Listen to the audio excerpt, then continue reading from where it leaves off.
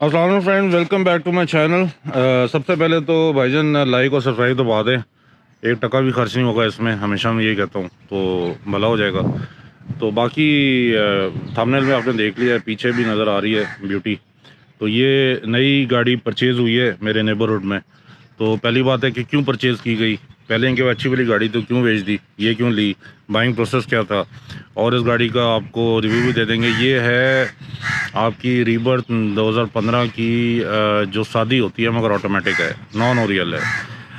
कीमत मैं आपको नहीं बताऊंगा, वो ओनर खुद बताएंगे। गाड़ियों की कीमतें जो हैं वो तो ज़ाहिर सी बात है ज़्यादा ही हैं। तो जब इन्होंने इसकी प्राइस बताई तो मैं भी झटका लगा, थोड़ा एक्सपेक्टेड तो था, मगर ये गाड़ी जो है ये पिछले साल तक आपको मिल जाती थी रफ कट 24-25 लाख की। और पिछले साल मतलब क्या 9 महीने पहले, 9-10 महीने पहले। और आज इस गाड़ियों के हाल देख रहे हैं, जहाँ पे ऑल्टो जो है वो आपकी मिल रही हो 30 लाख की, तो वहाँ पे ये लोग चले ओनर से बात करते हैं और गाड़ी के बारे में जानते हैं और मार्केट पर। अच्छा, ये जो ओनर हैं ये थोड़ा अपना भी बताएंगे। ये बेसिकली हेविली इन्वॉल्व है गाड़ी की मॉडिफिकेशन वगैरह में, और ये गाड़ी पिम्प अप करते हैं, इंजन मॉड करते हैं और ये सारा काम करते हैं। तो उसके बारे में इनसे पूछेंगे। तो अगर में से आप में से कोई इंटरेस्टेड हो अपने प्रोजेक्ट को करने में तो इनसे कंसल्ट कर सकता है। और अगर इन्होंने इजाज़त दी तो इनका नंबर जो है वो डिस्क्रिप्शन में भी आपको मिल जाएगा। तो लेट्स स्टार्ट।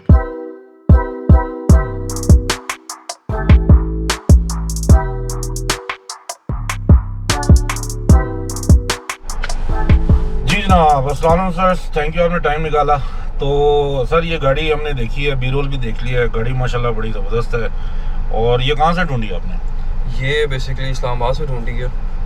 एक आर्मी पर्सन थी, उसके पास थी ये गाड़ी। अच्छा, वो क्या कहते हैं, आर्मी पर्सन ड्रिवन, जैसे डॉक्टर ड्रिवन होता है। वो भी आगे फीमेल ड्रिवन थी। अच्छा, वो तो ऊपर से फीमेल ड्रिवन थी। ऐसा तो वो जरा टॉप अप हो गया। अच्छा, टॉप अप हो गया है ना। ये तो फिर मतलब है कि आप बेचेंगे तो आप कहेंगे previously owned and driven by army lady. बिल्कुल ऐसा है ना। और ये थी कि ये सेकंड ओनर कार थी। अच्छा, सेकंड ओनर जी। 2015 है। और कितने ऑडो कितना हो गया इसका? It is around 78,000। ज़बरदस्त जी, ज़बरदस्त। क्योंकि मैंने अपनी बेची थी तो वो 1,10,000 चल चुकी थी, 2016 मॉडल दिया था। वो डिपेंड करता है। हम जब ढूंढ रहे थे हमारा टारगेट ये था कि बिलो 1 लाख ड्रिवन। अच्छा, मुझे एक बात बताएं, ये बल मेरी नॉलेज के लिए भी, मुझे भी ये बात कंफर्म नहीं पता, लेट मी एडमिट। ये जो 75 आप ऑटो कह रहे हैं, how can you verify it? अच्छा, इसके दो तरीके होते हैं जी। सबसे पहली चीज़ ये होती है कि रावलपिंडी इस्लामाबाद में ये चीज़ बहुत पाई जा रही है। आप मीटर निकलवा के आप जीरो करवा सकते हैं सर। ठीक है, पाकिस्तान में ऐसे है। अब इसको अगर दो चीज़ें हैं, एक तो आप गाड़ी की कंडीशन से वेरीफाई कर सकते हैं कि वाकई आया ये, वो तो खैर उसमें मैं एक वीडियो बना चुका हूँ। वो बस करें गाड़ी साफ है, स्टीयरिंग पे भी नजर नहीं आ रहा, वो भी साफ लग रहा है, वो सारे जो अलामात होते हैं। प्लस वो जब आप चलाते हैं तो सस्पेंशन से, मगर उसकी गारंटी नहीं है, हो सकता है रफ रोड पे चली हो, ऐसे माइलेज कम। अब मैं आपको बताता हूँ, आपके बेशक ये पैनल्स हो गए या इसकी जो भी मीटर्स हो गए, जी, इनकी जो ग्रिप्स लगी होती हैं जेन्युइनली, उनके साथ एक सीलेंट टाइप से स्टिकर टाइप सा होता है, जो कि जब वो उतारते हैं वो ब्रेक होते हैं। इसके भी आप अगर खोलेंगे ना कभी आपने गाड़ी में, इसमें रीबर्थ में जो मैंने नोट किया है, ये आप पावर विंडोज की बात कर रहे हैं। पावर विंडोज, इसकी इवन स्क्रूज तक पे सील्स होती हैं। जब आप एक दफ़ा ओपन कर लेते हैं तो वो अपनी जगह से डिस्प्लेस हो जाती हैं, तो विच इंडिकेट्स कि ओपन हुआ है। अगर तो मीटर के साथ आपकी चीज़ हुई है, मीटर की ग्रिप के साथ, विच मीन्स कि आपका मीटर डिस्कनेक्ट हुआ है और कुछ ना कुछ बीच में मॉडिफिकेशंस हुई हैं लास्ट में। अच्छा, इसमें सर ये है कि वो कंप्यूटर लगा के उसको चेंज नहीं किया जा सकता? नहीं, कि मीटर लगा के चेंज नहीं किया जाता, आपका मीटर उतारा जाता है, उतार के ही होगा। मीटर उतारते हैं, मीटर उतार के इसके अंदर एक चिप होती है, मेमोरी चिप, वो मेमोरी चिप निकालते हैं, वो उसकी एक डिवाइस होती है, उस पर लगाई जाती है और कंप्यूटर से एडिट की जाती है। कंप्यूटर से एडिट की जाती है, उसमें आप जितनी माइलेज, बिल्कुल आप जितनी माइलेज सेट कर लें। वैसे यहाँ पे वैसे DHA में जितने शोरूम है ना, मैं दावे के साथ कहता हूँ 98% गाड़ियों का मीटर गुम होता है। वो तो अपनी बिक्री के लिए उन्होंने करना है चीज़ को। नहीं, इवन आप मतलब अगर आप किसी इंडिविजुअल के पास जाए, ये आर्मी ड्रिवन, लेडी ड्रिवन जो है ना, गारंटी इधर भी कोई नहीं, ऐसे कौम ही ऐसी है ना, नहीं 2 नंबर। बहरहाल, तो अब सर गोल्डन क्वेश्चन के ये गाड़ी पहले तो बड़ी ज़बरदस्त 9.7 रेटिंग, पाक व्हील्स की 9.7 रेटिंग की, 1.3 GLI थी आपके पास करोला, बिल्कुल शानदार गाड़ी थी। 9.7 rating is like brand new 2019 की। तो क्या मसला क्या हो गया उसके साथ? मसला ऐसा कुछ नहीं हुआ, बस ये था कि थोड़ा बोर हो गए थे भाई, बड़े भाई। तो सबसे पहले ये चीज़ है कि 1.3 GLI ऑटो वो बहुत एक अंडर पावर कार है, लॉन्ग रोड पे तो बहुत रुलाती है, लॉन्ग रोड पे भी घुट के चलती है। उसके बाद ये कि फ्यूल एवरेज भी उस तरह से नहीं है जिस तरह होनी चाहिए 1.3 की। तो अगर उसको सबसे पहले कंपेयर करें 1.8 से और उसकी फ्यूल एवरेज से, तो ये उससे लाख गुना बेहतर है। हाँ नहीं ये तो लॉन्ग पे तो बिल्कुल लॉन्ग पे ये आपको 16 रिटर्न कर देती है 120 के। एग्जैक्टली।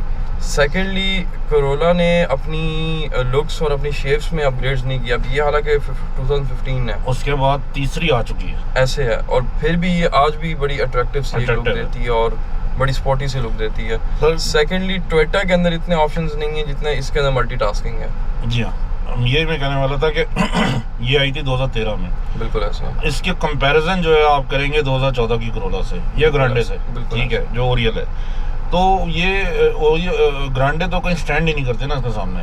प्लस इसका जो राइड कंफर्ट है और जो आपका सिटिंग पोस्चर है, इस पर मैंने डिटेल वीडियो बनाई है रीबर्थ की जो है, वो अभी भी लोग देख रहे हैं, मैं लिंक में भी डाल दूंगा, जो ओरियल की है। मगर इसका कोई वो सानी नहीं है, थोड़ी ना ड्राइवर सेंट्रिक कार है।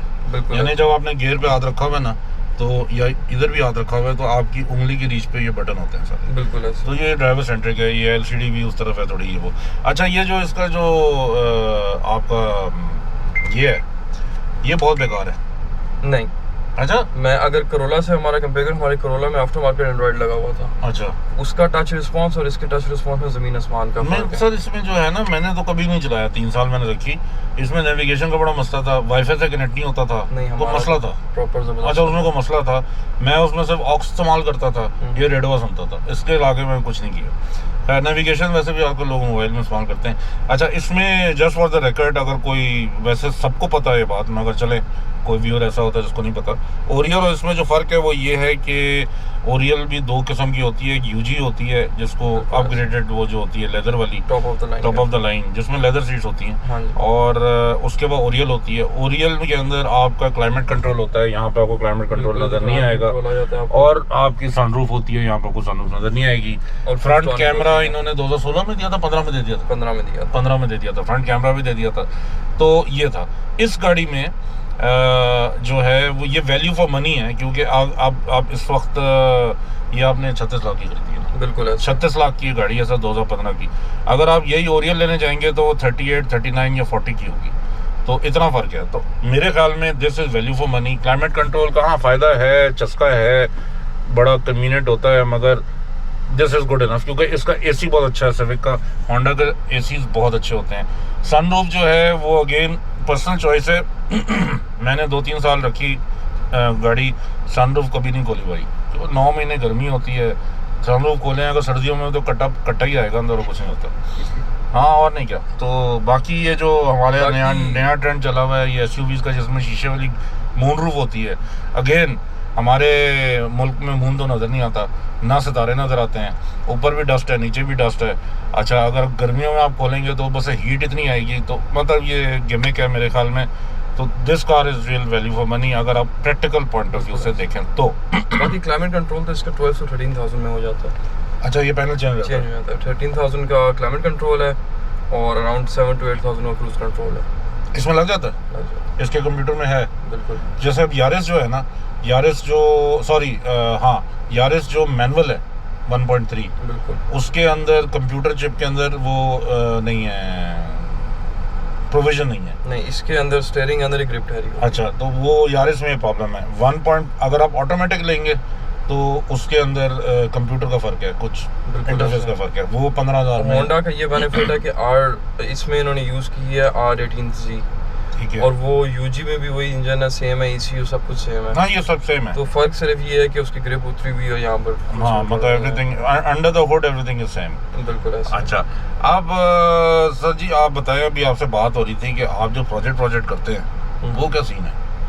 बेसिकली सिंस लॉन्ग टाइम हम लोग जो हमारा एक प्रॉपर क्रू है, तो हम लोग जो है ट्रैक कार्स वगैरह हो गए और शो कार्स वगैरह वो तैयार करते हैं, which is like 80s 90s models की कार्स को मॉडिफाई करना, इंजन मॉडिफिकेशंस करना, स्टेज 1 स्टेज 2 रेडी करना, क्वार्टर माइल रेसेस और इस तरह। तो बेसिकली हमारा काफ़ी टाइम से हमारे ग्रुप का ये काम है, this is not something we can call business, but हमारी हॉबी है, हाँ ठीक है, एक पैशन है, साइड हसल कह लें आप। बिल्कुल। तो वो है, मैंने शुरू किया था ये अपना, मेरी फर्स्ट कार थी 87 शराड, अच्छा, विच वाज 1.3 टर्बो। मतलब ये साबुनदानी वाली नहीं, दूसरी? हाँ जी, नहीं दूसरी, 2 door, but it was the साबुनदानी वाली या नंद साबुनदानी साबुनदानी वाली?